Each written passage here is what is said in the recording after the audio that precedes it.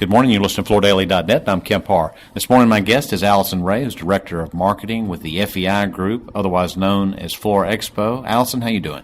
I'm doing great, Kemp. How are you? I'm good. Good to be with you. We're down here at a rough spot, Marco Island, Florida, at your annual meeting. I'd like to talk to you a little bit about what you do, your role as the Director of Marketing with this group. I was talking to a few of the members last night. One of them on the multifamily side was talking about one of the things he really likes about this group is the collective brand, if you will, the whole multifamily solutions brand that he can fit himself under. And then yet on the other side, on the single-family builder side, most of your members have their kind of their own brand. Is that what you're seeing out there?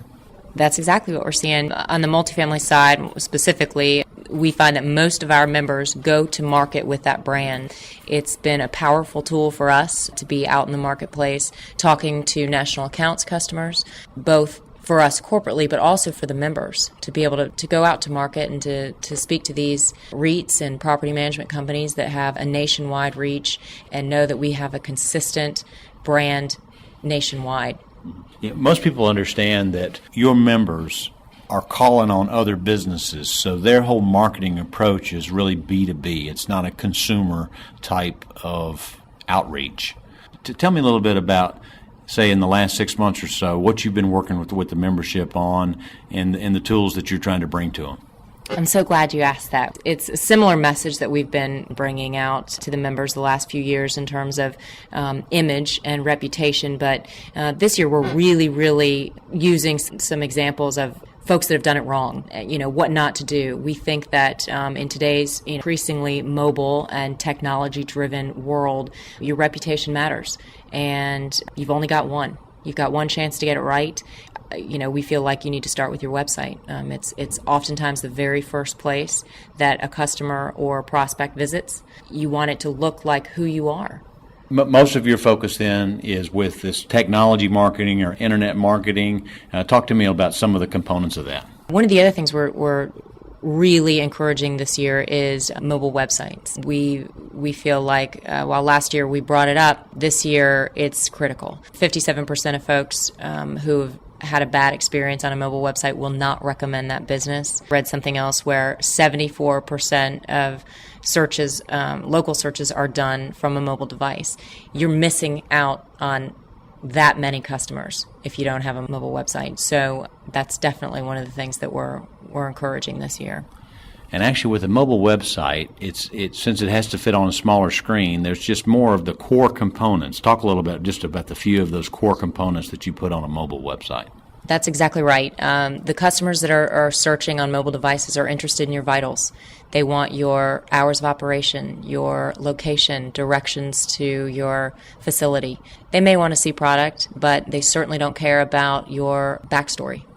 They just really don't care about the superfluous detail about the business. They want to know something quick. They're probably driving.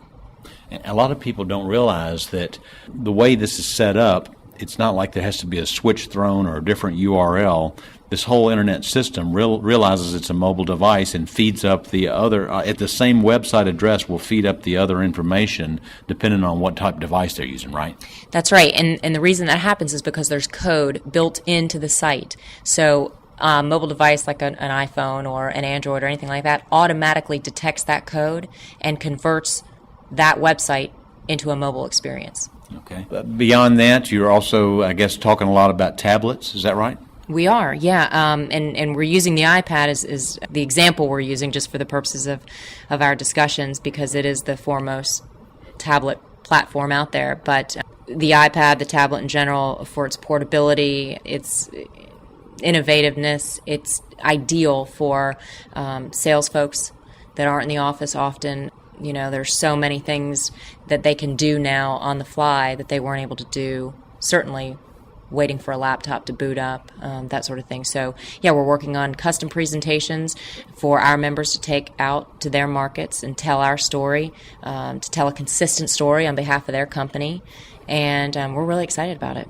And actually, this is a service you offer. I mean, they can actually engage you, and you will build something custom for them that works. Just take for instance, when we first started talking, we mentioned that on the single family side they want their own identity, and you can build something that really works around their whole marketing scheme, right? Everything we do is highly customized. I'm proud to say that we are the agency of record for the majority of the members in our organization. We've worked hard to be that for them the last several years. I'm thrilled. We've talked in the past around social media, around search engine optimization, and some of these other tools that kind of brings traffic to this whole internet marketing technology effort that you're helping these companies build. Tell me what your latest take is on where they should focus their energy. There's been a couple school of thoughts on SEO lately. There have been some articles out there that say that SEO isn't as important as it's been touted.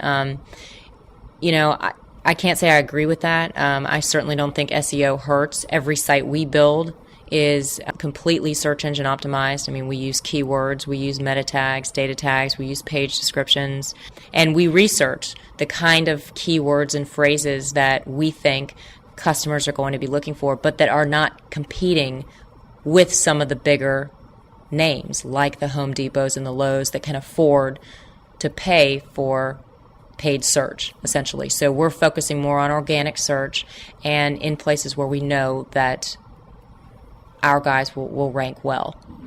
And what about social media? What role does that play? That's an interesting question. We've got folks out there that are using social media, and I certainly would never discourage someone from experimenting. I've yet to hear an outrageous success story of a $25,000 flooring job that was won by Facebook, but I am all about engaging with the customer. If that is an area where a company feels like they have the resources to invest, they have the time to invest, and they have the message, then by all means, experiment with it. But we certainly aren't seeing that as the type of B2B social media that's really working. What we would recommend are things like blogs that drive traffic to the websites. We put a newsletter together half a dozen times a year, and it's intended to drive traffic to the website. It's also something that can be archived on the website. So in terms of SEO, you're posting fresh, relevant content, and you're continuing to do that, but you're driving the traffic to your site rather than to somewhere like Facebook or something like that, because regardless, at the end of the day,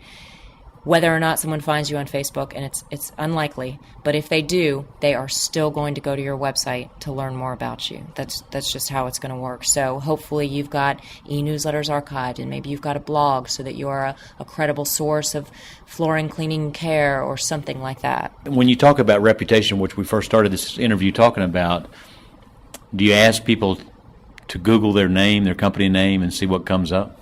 Sure. One of the questions that we ask is, how do you know what your reputation is? How do you measure that? What kind of metrics are you using? And, we brought up Angie's List and Yelp and that sort of thing. And those are the types of tools where it's very measurable, right? You know for certain what people are saying about you. So if you're not using something like that, how do you know what people think of you out in the marketplace? And, everybody, I think the first answer everybody gives is, well, we're great, we're this. But there aren't really any metrics that can be used unless you're using something like a Yelp or an Angie's List or something like that. All right, Allison, let me just ask you, I probably should have started with this. Director of Marketing with FEI Group. What is your background? How did you get into this role? I actually came from Yahoo. I graduated from the University of Georgia and went to work for Yahoo for about a year and a half. I absolutely loved the job. So I had a little bit of technology background, enough to be dangerous, and then came to work for FloorExpo just over 11 years ago. And the job has, as marketing typically does, has evolved into, not just standard marketing, but obviously marketing technology. So that the background from Yahoo was helpful for sure. 11 years. You're another one of those people that have joined the flooring industry and can't get out, right? Yeah. I'm stuck. All right, great. Good to talk to you, Allison. Again, we've been talking to Allison Rea, who's Director of Marketing with the FEI Group, FloorExpo, and you've been listening to Kemp Harr and FloorDaily.net.